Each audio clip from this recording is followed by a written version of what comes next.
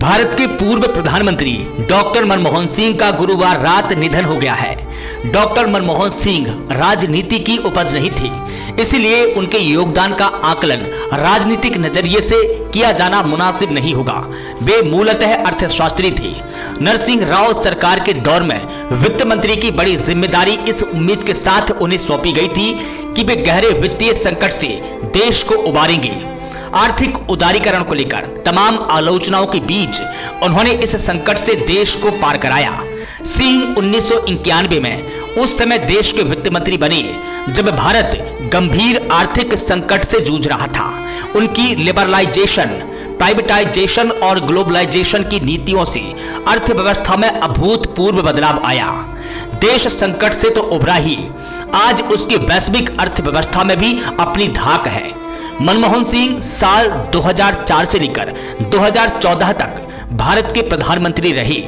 उनके नेतृत्व में भारत ने कई ऐतिहासिक उपलब्धियां हासिल की, जिनमें मनरेगा, शिक्षा का अधिकार, खाद्य सुरक्षा अधिनियम, आधार जैसी योजनाएं शामिल है। मनमोहन सरकार की ये ऐसी योजनाएं हैं जो भारत के इतिहास में मील का पत्थर साबित हुई।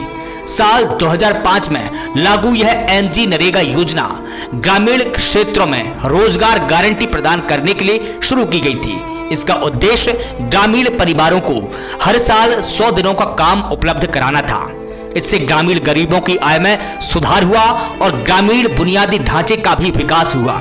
यह योजना भारत में गरीबी उन्मूलन की दिशा में मील का पत्थर साबित हुई।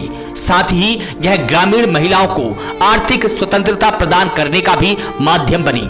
साल 2009 में शुरू हुई आधार योजना ने भारत में डिजिटल पहचान की एक नई परिभाषा दी। इसका उद्देश्य नागरिकों को एक यूनिक आईडी देना था, जिससे सरकारी योजनाओं का लाभ सीधे उनके बैंक के खातों तक पहुंचाया जा सके। साल 2010 में लागू किया गया शिक्षा का अधिकार अधिनियम 6 से लेकर 14 वर्ष के बच्चों को फ्री और अनिवार्य शिक्षा प्रदान करने की गारंटी देता है। इसने शिक्षा में असमानता को दूर करने और स्कूल छोड़ने की दर को कम करने में महत्वपूर्ण भूमिका निभाई। साल 2013 में लागू किया गया खाद्य सुरक्षा अधिनियम यानी फूड सिक्योरिटी एक्ट गरीबों को सस्ती दरों पर अनाज उपलब्ध कराने के लिए एक क्रांतिकारी कदम था। इसके तहत गरीब परिवारों को 1 से 3 रुपए प्रति किलो की दर से गेहूं, चावल और मोटा अनाज दिया गया। मनमोहन सरकार ने 1 जनवरी 2013 को डायरेक्ट बेनिफिट ट्रांसफर यानी डीबीटी की शुरुआत की थी।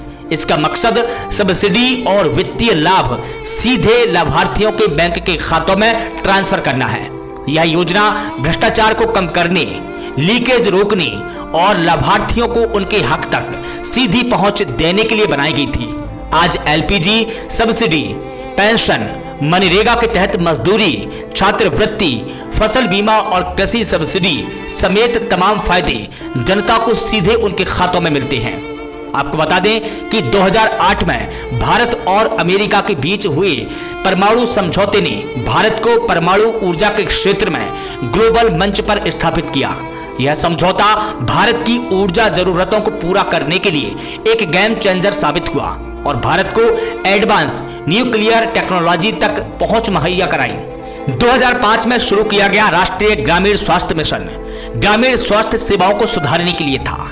इस मिशन के तहत स्वास्थ्य केंद्रों का आधुनिकीकरण किया गया और ग्रामीण क्षेत्रों में प्रशिक्षित स्वास्थ्य कर्मियों की नियुक्तियां की गई। इससे मातृ मृत्यु दर और शिशु मृत्यु दर को कम करने में काफी मदद मिली।